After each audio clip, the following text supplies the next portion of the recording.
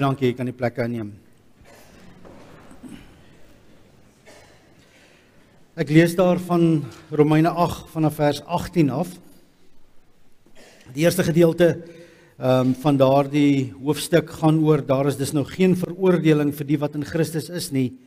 Die wet van die Gees wat aan jou in Christus Jesus die lewe gee, het jou vrygemaak van die wet van sonde en dood.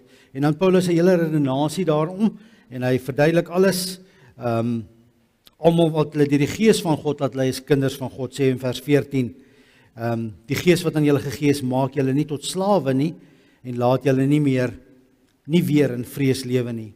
Goed, dan kom ons by vers 18.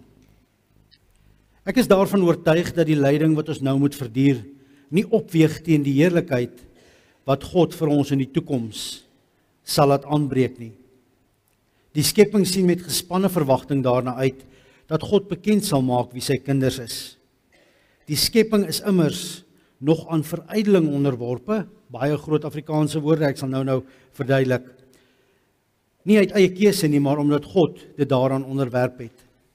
Daarby het hy die belofte van hoop gegee, die skepping sal self ook bevry word van sy verslawing aan die verganklikheid, en so tot die vryheid te kom van die kinders, van die heerlikheid waaraan die kinders van God deel sal hê. Ons weet dat die hele skepping tot nou toe sug in die pyne van verwagting. En nie net die skepping nie, maar ook ons wat die Gees ontvang het as die eerste gawe van God. Ons sug ook. Ons sien daarna uit dat God bekend sal maak, dat hy ons as sy kinders aangeneem het. Hy sal ons van die verganklikheid bevry. Ons is immers gered en ons het nou hierdie hoop. Wat 'n mens al sien, hoop jy tog nie meer nie. Wie hoop nog op wat hy reeds sien? Maar as ons hoop op wat ons nie sien nie, wag ons daarop met volharding. Hierdie volgende vers is belangrik. Die Gees staan ons ook in ons swakheid by. Ons weet nie wat en hoe ons behoort te bid nie, maar die Gees self pleit vir ons met versigtinge wat nie met woorde gesê word nie. En God, wat die harte deurgrond, weet wat die bedoeling van die Gees is, want hy pleit volgens die wil van God vir die gelowiges. Ons weet dat God alles ten goeie laat meewerk vir die wat hom liefhet, die wat volgens sy besluit geroep is. Die wat hy lank tevore verkies het hy ook bestem om gelykvormig te wees aan die beeld van sy seun, sodat sy seun baie broers kan hê van wie hy die eerste is. Die wat hy daartoe bestem het hy ook geroep, en die wat hy geroep het hy ook vrygespreek, en die wat hy vrygespreek het hy ook verheerlik. Wat is nou ons gevolgtrekking van al die dinge? God is vir ons, wie kan teen ons wees? En dan gaan Paulus aan om te sê, selfs dood en lyding en al die goed, kan ons nie van die liefde van God skei nie. Julle is so 'n bietjie tong in die kies. Die woord gee soms sulke inligtingstukkies deur, sulke bietjie glimpse op wat dalk in die hemel kon gebeur het. In hierdie verse wat ek nou gelees het, sê so ietsie daarvan. Die wat hy lank tevore daarvoor bestem het hy ook bestem om gelykvormig te wees aan die beeld van sy seun, sodat sy seun baie broers kan hê van wie hy die eerste is. Julle weet mos in 'n huis as daar net een kind is, dan op 'n stadium kom hierdie gesprek van sussie of boetie kom na pa of ma toe en dan sê hulle vir pa of ma, so wanneer kry ek 'n boetie? En dan sê mamma, nee, ons weet nie of ek wil 'n boetie hê. Of sussie kry 'n sussie en dan kom hulle na ma toe en sê, maar ek wil hom nou nog graag 'n boetie ook hê asseblief.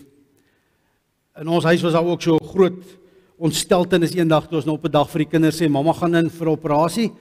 Wat 'n operasie? Nee, mamma moet gaan vir 'n operasie, maar en toe op een maak jy twee die som, maar dan kan mamma nie meer babatjies hê nie, as sy hierdie operasie gehad het.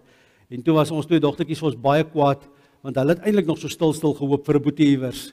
Ons het dit nie geweet nie, maar ja, dit was 'n soort van die storie. Dink nou net, Jesus kom by sy pa, en hy sê vir sy pa, so wanneer kom die tyd wanneer ek baie boeties en sissies kan hê? En dan kry God 'n glimlag en hy sê vir Jesus, toe maar, dit kom. Daar gaan 'n dag wees, wanneer jy baie boeties en sissies het. Wanneer jy nie net die enigste seun van God sal wees nie, maar wanneer al God se kinders hier by ons sal wees, en ons sal saam leef, en hulle sal jou almal sien soos jy is, en hulle sal wees soos jy is. Jy sal die eerste van baie wees, maar daar sal baie boeties en sissies saam met jou wees. Besef julle, Jesus sien nog steeds uit daarna? Jesus wag met verwagting en uitsien na die dag wanneer al die boeties en sissies in die hemel bymekaar kan wees. Ek wil tog 'n ander beeld gebruik voor ek oor hierdie paar verse praat. My oupa en ouma my oupa is vroeg oorlede, maar my ouma het nog op die plaas aangegaan en dit was deur in die suide van Namibië. En op daai stadium toe ek nou my verstand begin kry het, onthou ek dan het pa gesê of ma gesê ons gaan plaas toe, en dan het ek baie uitgesien om plaas toe te gaan, maar dit was so lank se ry.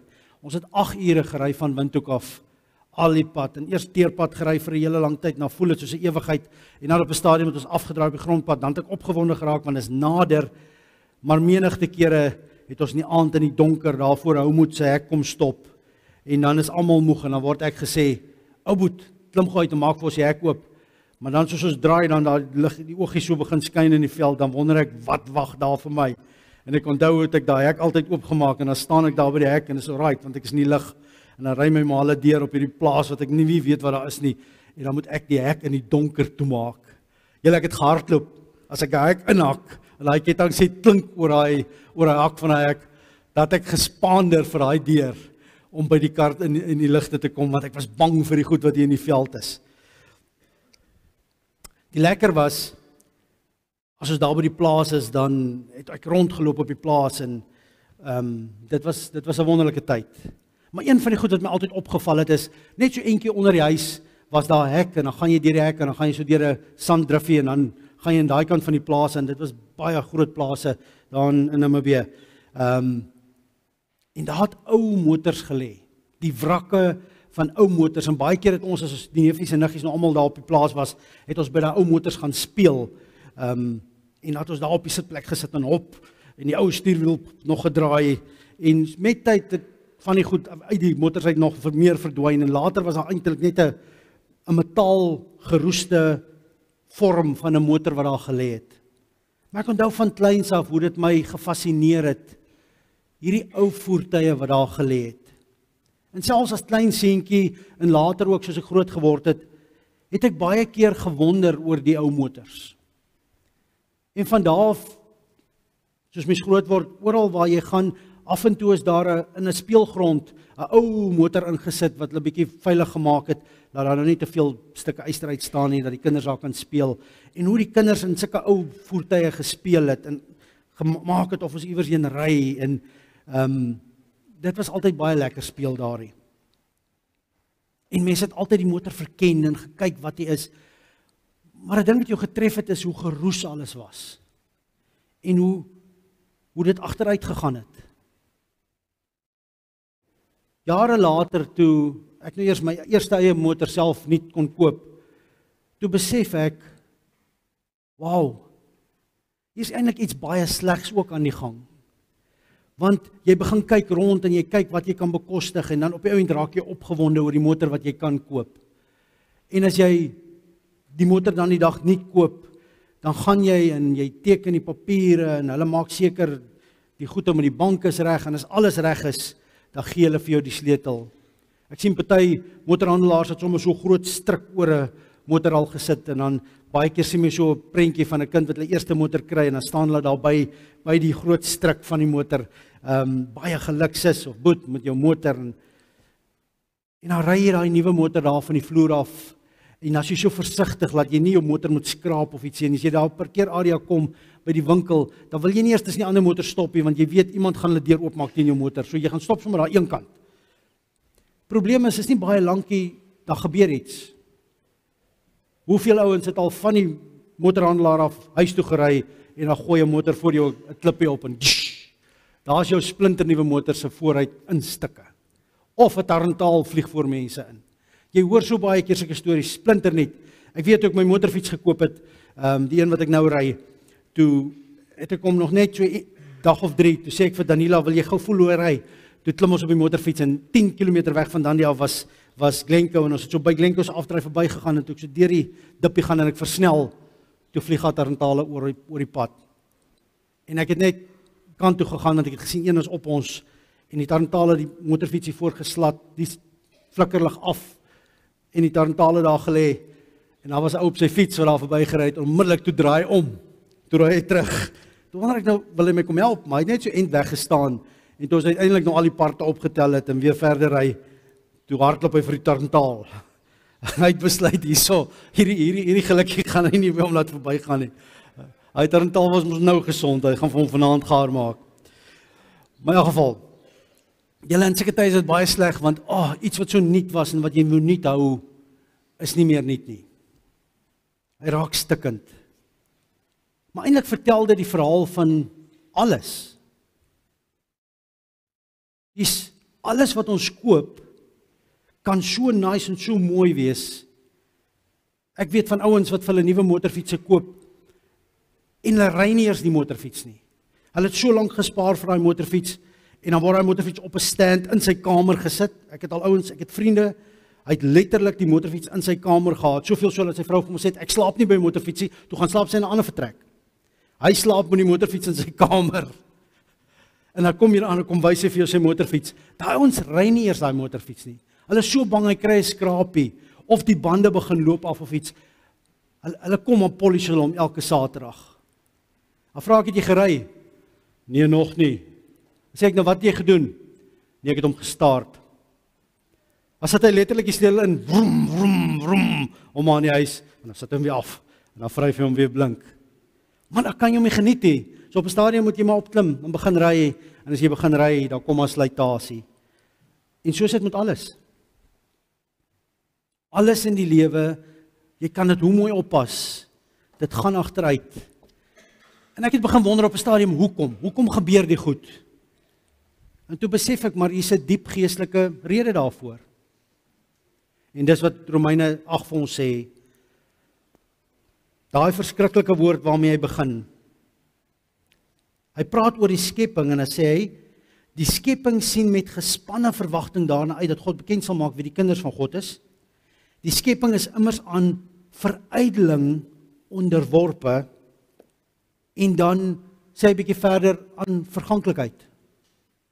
Die Engelse woord sê, die skepping is verbind aan, en die woord wat die Engels gebruik is, decay.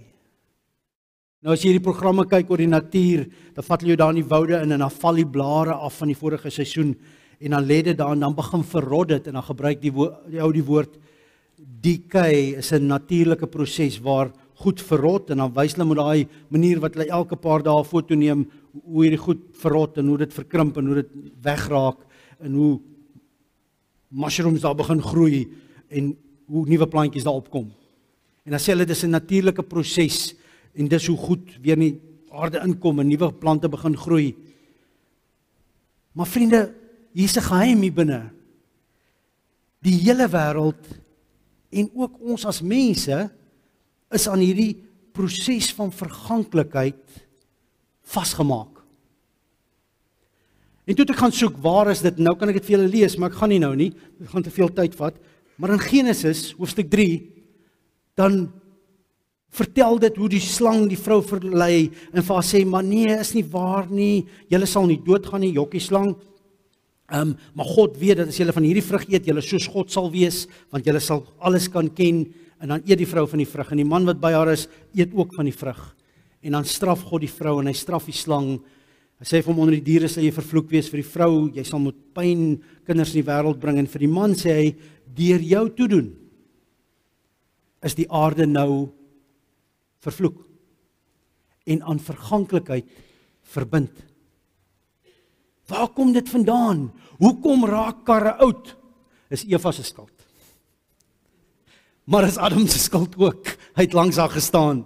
Adam en Eva het veroorsaak dat die hele skepping aan hierdie proses van agteruitgang, die Engelse woord is letterlik verrot. Dit raak ouer, dit raak droër, dit raak natter, dit raak, en dan kom goed in en hulle breek dit af.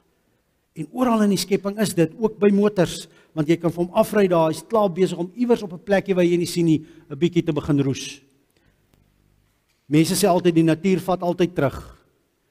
Maar vriende, dis hierdie hele ding van alles is verbind aan agteruitgang en aan verroes en aan minder word. En soos jy ouer word, begin besef jy, maar my lyf is ook aan agteruitgang verbind. Ek raak ouer. Die hare wil nie meer so mooi gekleurd bly nie, hulle raak nou witter. En alles wil nie meer so mooi in plek wees nie. Ouens het hierdie verskriklike borskas en dan raak dit hangkaste en al die goedjies. Maar wat kan 'n mens nou maar sê? Dis nou maar saam met die goede verbind. Ons raak ouer. Maar soos die teks aangaan, soos Jesus iets sê van, hy het ook uitgesien na boeties en sissies, staan hier 'n geheimenis. Die wêreld is aan hierdie proses verbind. Waar kom dit vandaan? Die sondeval. Maar dan glip hier iets uit wat ek nie besef het nie. Selfs die aarde sug as gevolg hiervan. Dis vir die aarde moeilik dat die aarde besig is om agteruit te gaan. Julle ouens, die slegte deel van hierdie som is, ons gaan nie die stryd teen global warming wen nie. Want die stryd teen global warming kom nie van motors af nie. Dit kom nie van al hierdie goed van hou die natuur. Dit kom van die sondeval af.